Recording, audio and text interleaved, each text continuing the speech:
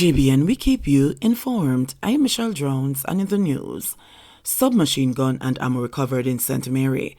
One Intratec 9mm Luger submachine gun with a magazine containing 3 9mm cartridges were seized by the police during an operation in Haywood Hall District, St. Mary on Monday, May 9.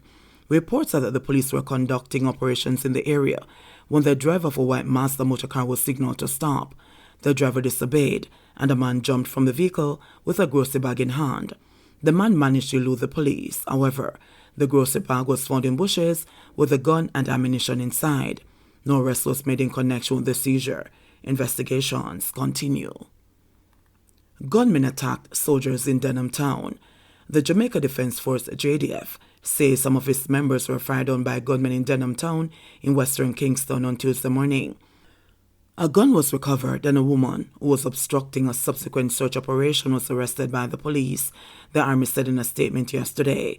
The JDF says about 12:50 a.m. its Denham Town Forward Operating Base received a call that a mobile team came under attack in the vicinity of Racecourse and Blunt Street. The fire was returned and the gunman escaped. During a search, an unidentified man was observed sitting on a bench and was ordered not to move, the statement said. The man reportedly stood, pulled a gun and fired at the soldiers who shot back. The man escaped, reportedly leaving behind a 9mm Smith & Wesson pistol with 1 live round.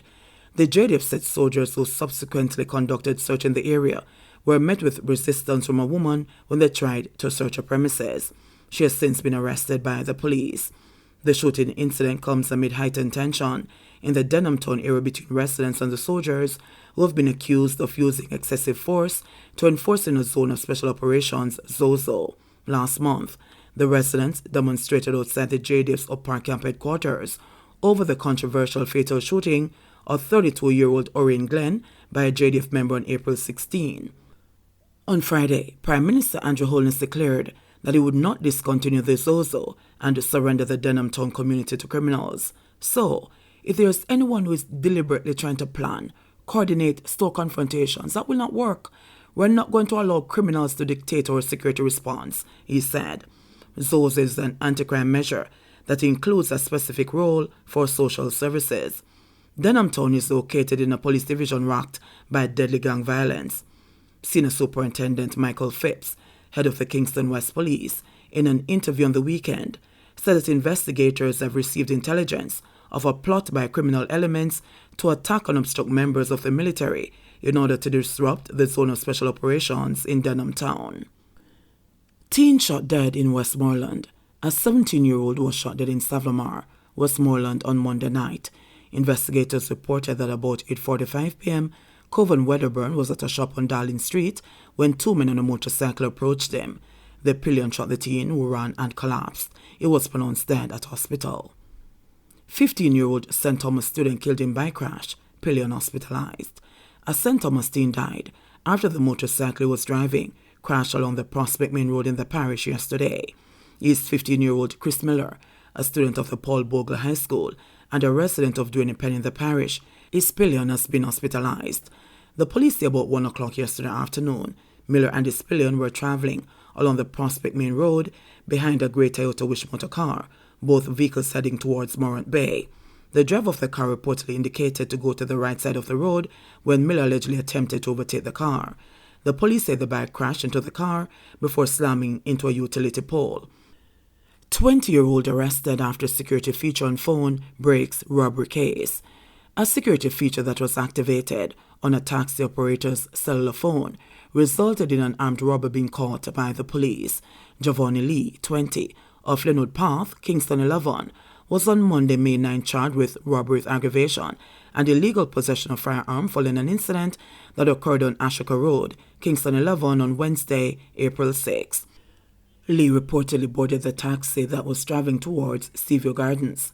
He later brandished a gun and robbed the driver of his possessions, including a cellular phone, before exiting the vehicle and escaping. The driver subsequently made a report to the police. A security feature which was activated on the phone sent Lee's images to the taxi operator's email after he tried to gain access to the phone. Weeks later, Lee was seen and pointed out to the police. He was subsequently arrested and charged following an interview. His court date is being arranged. But the man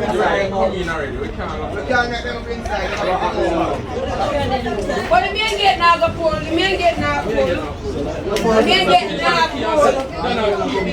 The man get I make two again. The man get now pull.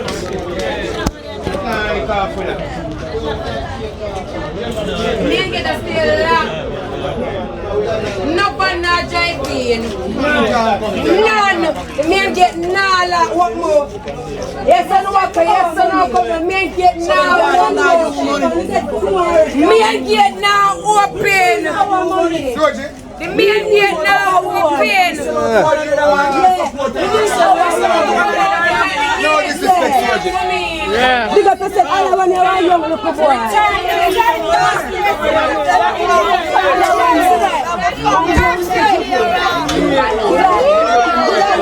Return to the sender.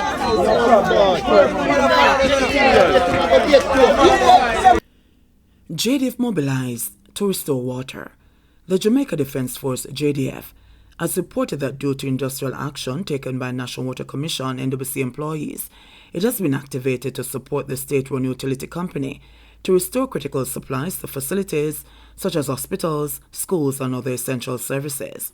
The Army says due to the protests and strike of over 2,000 NWC employees on Tuesday, its Upper Camp well was rendered inoperable. In a statement on Wednesday, the Army says water has now been restored to the camp and surrounding communities. Reports said that the directive to have JDF mobilized was issued by Prime Minister Andrew Holness. On Tuesday, over 2,000 employees of NWC went on strike, demanding a response from the Ministry of Finance and the Public Service on their request or reclassification of their services. The reclassification issue, which dates back to 2008, has been left hanging since then, and there are fears among the workers that they're being left out of the ministry's compensation review, which is currently being introduced. On Tuesday, Labour Minister Carl Samuda assured the country that water should again be flowing in the pipes of Jamaicans. However, up to Wednesday morning, thousands of Jamaicans were still without water. Several schools and health facilities had to be closed due to a lack of water. Taxi operator stabbed to death in St. James. A taxi operator was stabbed to death in St. James on Tuesday. Investigators reported that 54-year-old Stephen Little was operating his taxi about 5 p.m. when he stopped at the traffic light on Alice Eldermeyer Drive. A man reportedly walked up and stabbed Little in the upper body with a knife. No motive has been established for the killing. The St. James police are also searching for suspects who were involved in a shooting in Mount Salem on Wednesday morning. A 41-year-old man was shot and seriously injured in the attack on Peddler's Lane shortly after 3 o'clock. St. Elizabeth police name man wanted for murder. 27-year-old Alex MacDonald is wanted by the St. Elizabeth police in connection with the 2021 murder of 19-year-old Mario Barnes. According to a release from the Corporate Communications Unit, CCU, MacDonald, who hails from Bull Savannah in the parish, is being asked to contact the Black River Criminal Investigations Branch by 6 p.m. on Wednesday, May 11. Additionally, anyone knowing his whereabouts is being asked to contact the Black River Criminal Investigations Branch at 876-965-2232, Police 119 emergency number, or the nearest police station. Reports from the Junction Police are that about 7:30 p.m. on Thursday, November 11, 2021, Barnes and MacDonald were at Water Lane, Junction in the parish, when an altercation developed. MacDonald left and returned with a gun and opened gunfire, hitting Barnes in the head. The police were summoned and Barnes was transported to hospital, where he was pronounced dead. A 13-year-old, a 15-year-old, and an 18-year-old were also implicated in the murder last year. All three teens, who are from Bull Savannah, were charged. 110 new COVID-19 cases, 5 more deaths. Jamaica on Tuesday reported 110 new cases of the COVID-19 and 5 virus-related deaths in the last 24-hour period. This brings the total number of cases recorded on the island since the start of the pandemic to 131,544 and the death toll to 2,987. Of the newly reported cases, there were 74 females and 36 males, with ages ranging from 1 day to 108 years. The cases were recorded in Kingston and St. Andrew, 27, St. James, 28, St. Anne, 13, St. Catherine 8, Westmoreland 21, Hanover 6, St. Elizabeth 1, St. Mary 3, Clarendon 2, and Manchester 1.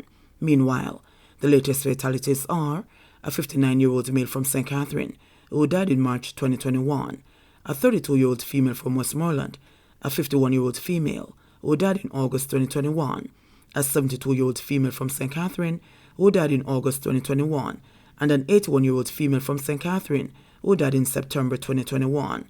According to the latest statistics from the Ministry of Health and Wellness, the country also recorded 116 recoveries, bringing the total number of recoveries to 84,709. The country's positivity rate from the latest batch of testing now stands at 13.8%. There are 1,454 confirmed active cases on the island. Approximately 70 patients are hospitalized. 2 of them are critically ill. JBN, we keep you informed. Please remember to subscribe, like, share, leave us a comment, and click the notification bell to receive our daily news items.